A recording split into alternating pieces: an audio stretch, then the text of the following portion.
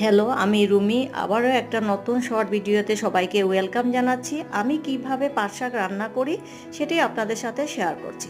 তো প্রথমে পাট শাকটা আমি ধুয়ে এইভাবে হ্যাং করে রেখে দিয়েছিলাম। তারপর জল ঝরে গেছে, এক এক করে সব বেছে নিচ্ছি, রেখে দিলাম বেছে। তারপর শাকটা কুচি কুচি করে কেটে নিয়েছি। কড়াইতে কিছুটা তেল দিয়ে শুকনো লঙ্কা, কাঁচা লঙ্কা আর রসুন কুচি দিয়ে ভালো করে ভেজে নিলাম। তো কেটে রাখা পাট শাকগুলো দিয়ে দিলাম, দিয়ে ভালো করে মিক্স করে নিচ্ছি। এখন আমি পরিমাণ মতো নুন দিয়ে দিলাম, অল্প হলুদের গুঁড়ো দিয়ে দিলাম, দিয়ে আবারও ভালো করে আমি নাড়াচাড়া করে ভেজে নেব। আমি জল এখন দেব না, যত ভাজবো একটুই নরম হবে। তো নাড়াচাড়া করে ভেজে আমার এটা একদম সফট হয়ে গেছে।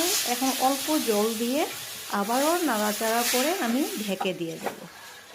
তো আমার সুন্দর এইভাবে রেসিপি, সিম্পল ওয়েতে রেসিপি পাওয়ার জন্যে অবশ্যই চ্যানেলটা সাবস্ক্রাইব করে রাখবেন। হয়ে গেল আমার পাট শাক, আর কিছুটা পাট শাক দিয়ে বড়া করে নিলাম। নেক্সট একটা ভিডিওতে দেখা হবে। বাই।